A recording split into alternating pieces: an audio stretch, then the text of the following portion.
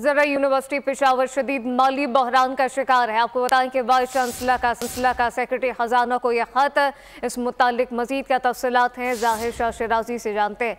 जाहिर शाह शिराजी बताइएगा, खत लिख दिया गया है, क्या कुछ कहा गया खत में?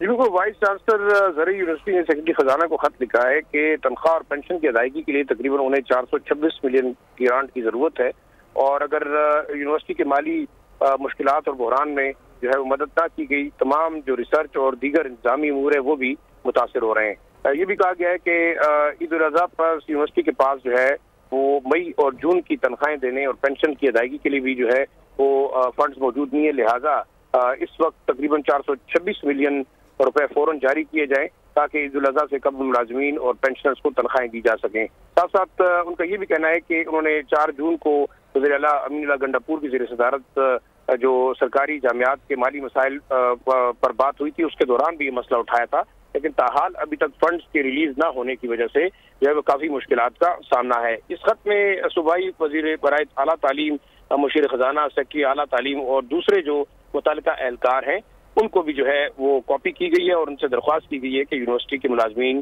की मदद की जाए ताकि ईद से पहले उनकी तनख्वाहें और पेंशन अदा हो सके। ज़रा यूनिवर्सिटी पेशावर शदीद माली बहरान का शिकार है। जाहिर शाह शिराजी, बहुत शुक्रिया। सब्सक्राइब करें और बेल दबाएं ताकि कोई खबर रह न जाए।